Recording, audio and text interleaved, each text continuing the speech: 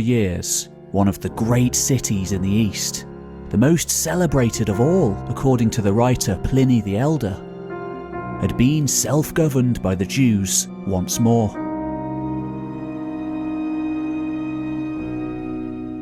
But, of course, by 70 AD, a reckoning was on the way.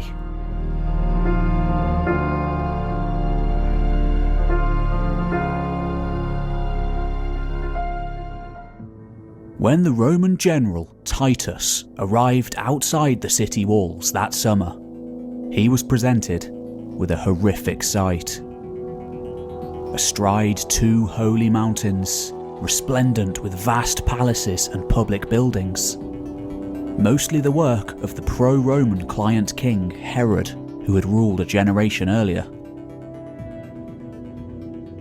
The multi-walled city had already thrived for 1,000 years, since the days of Solomon and David of old.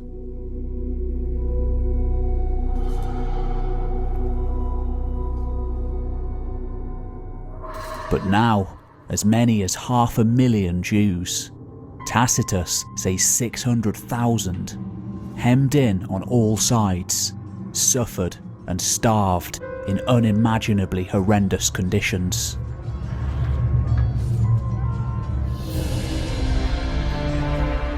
After 4 years of self-rule, 3 vying warlords now held separate quarters of the city. Some of them die-hard religious fanatics, others opportunistic bandits, and yet more innocents swept up in the carnage. Titus, marching at the head of 60,000 legionaries, as well as all manner of local Syrian auxiliaries, eager for war against the Jews, had been left in command of his father's army when he'd headed to Rome to pursue his claim on the imperial throne.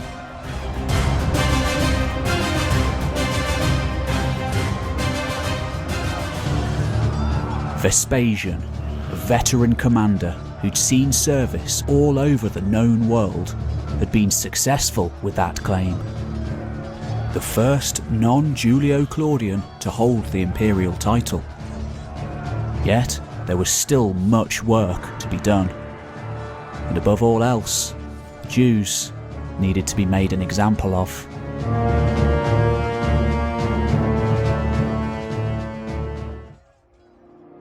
Generally respectful of ancient religions, no other peoples in the empire had been given the same freedom of religion and rights as the Jews.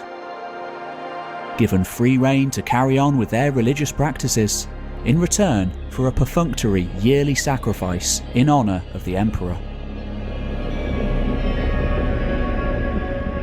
And yet, since Herod's death, they'd been nothing but a thorn in the Roman side. Amongst Titus's entourage stood the Romano-Jewish historian Josephus, a former rebel himself who'd realised the ultimate futility of resistance against Rome.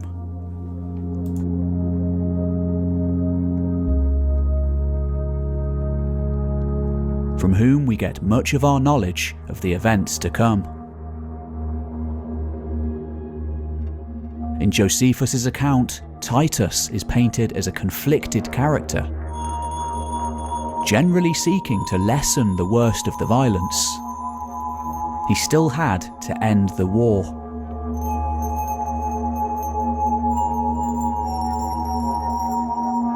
And there was only one way that he knew how. Fear. By mid-July, 500 prisoners were being crucified every single day. The hills around the city were covered by their splayed corpses, and yet more bodies filled the streets, rotting in the midday sun, result of Jewish infighting as much as Roman attack. According to Josephus, who puts the figure taking refuge inside the city at 1 million. As many as 24 Jewish sects already violently struggled over the capital and access to food. Tens of thousands starved.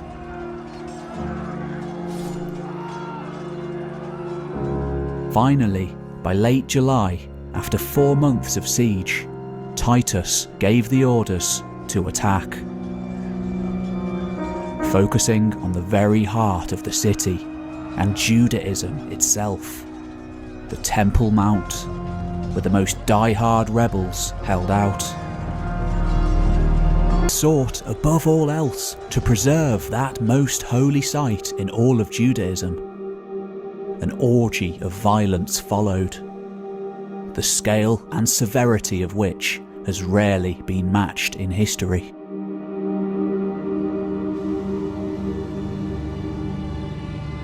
According to the Roman sources, tens of thousands were not only massacred, but suffered ignominious, violent ends. Hearing rumours of some of the wealthier Jews having swallowed their riches, some of the Syrian auxiliaries allegedly cut open their bellies while they lived to retrieve the gold within. Finally, as the rebels continued to fight with no end in sight, Titus gave orders for the Holy Temple to be set ablaze. The highest point in all Jerusalem, the only official temple in all the land. For the Jews, the sole place where God had been communed with for 1,000 years, where all sacrifices were made. The place was burned to the ground. Within hours, as the blaze raged out of hand in the heat of the day, the very place where the physical and the divine met, as far as the Jews were concerned, said to have once housed the Ark of the Covenant, the holy chest which contained the 10 Commandments handed down to Moses, and the only temple in all of mainstream Judaism, the very place where God existed on earth, was reduced to rubble and ruins. Just one wall survives today.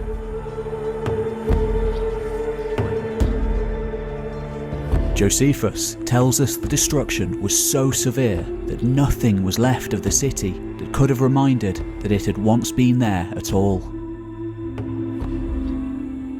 The Jewish people had been shattered. During the war, hundreds of thousands had already been slaughtered, and more would follow. Countless others marched out of the city in chains. According to the historian Eusebius, Vespasian ordered every descendant of the royal line of David to be hunted down. The royal line, also traditionally holding the title of high priest, was to be exterminated. In the aftermath, the surviving religious elders, seeking no such disaster to ever befall their people again, altered the very teachings of their faith to take on more pacifist leanings, permanently altered by the brutality of the sack. Generation shifting from the now destroyed temple to the home of the individual, and specifically, the holy book of the Torah. Finally, by the 2nd century AD, becoming the rabbinic Judaism we know today. Its brother religion, Christianity, also branching off as a result.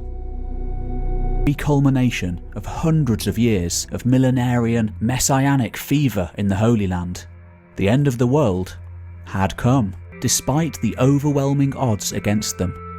One last sect continued to hold out in the deserts to the south of the great city, for years to come. On the shores of the Dead Sea, on a vast, naturally imposing plateau.